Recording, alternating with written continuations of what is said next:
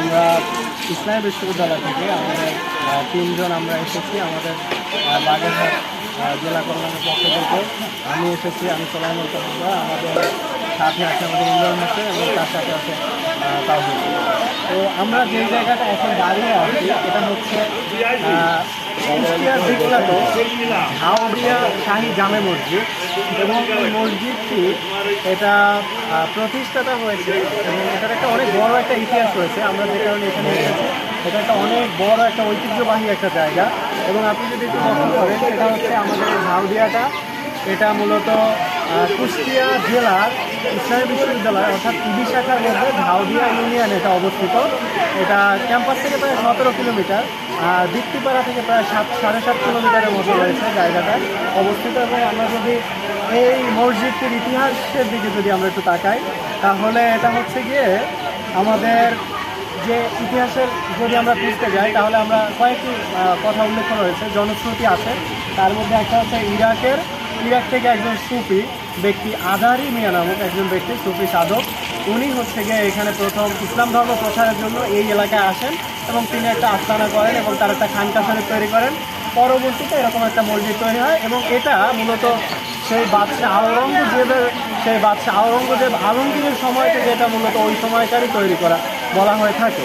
আবার এলাকাবাসী এটাকে মনে করে যে এটা একটা হয়তো অলৌকিকভাবে এই মসজিদটা তৈরি হয়েছে, এরকম তারা বিশ্বাস করে থাকে।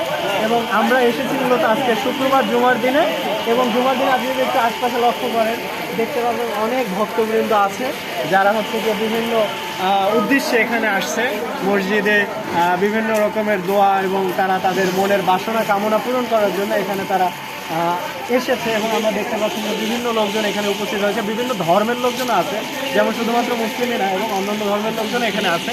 তো এটা খুবই একটা উল্লেখযোগ্য জায়গা এবং আমরা বলবো যে যারা কুষ্টিয়া এবং কুষ্টিয়ার আশেপাশে আছেন তারা এই জায়গাটা একবার হলো দেখে যেতে পারেন, ভিজিট করতে পারেন এবং নামাজ করতে পারেন, কারণ এটা খুবই সুন্দর একটা জায়গা। এবং আমরা যদি ভিতরে একটু পরে আমরা ঢুকলে আপনারা দেখতে পাবেন যে কত চমৎকার একটা পরিবেশ রয়েছে। আমরা দেরি না করে আমরা এখন মসজিদের মেইন যে প্রাঙ্গণে আমরা চলে যাব। আমরা তাহলে চলুন ভিতরে আমরা গিয়ে দেখি ভিতরের সেই সুন্দর এবং মনোরম পরিবেশ।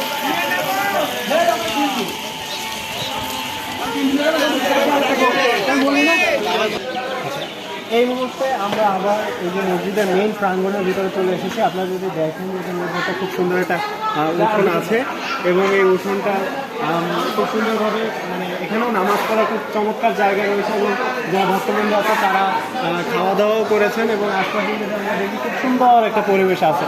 এবং এই কর্নারে যদি দেখেন দুইটা সুন্দর একটা জায়গা রয়েছে এখানে উভয় দিকে, এবং তার পাশাপাশি একটা সুন্দর চমৎকার একটা ইয়ার্ড আছে এবং উপরে এটাকে ছাউনি দেওয়া রয়েছে। এবং আমরা মসজিদের ভিতরে এখন প্রবেশ করব। মসজিদের ভিতরে আমরা ওইটা দিয়ে দেখি।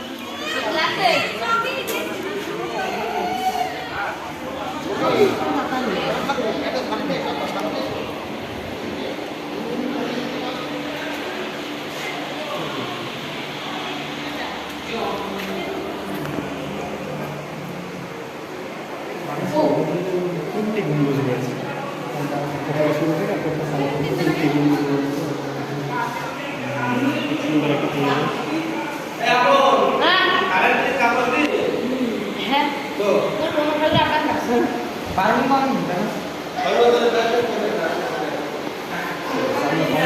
বের হয়েছে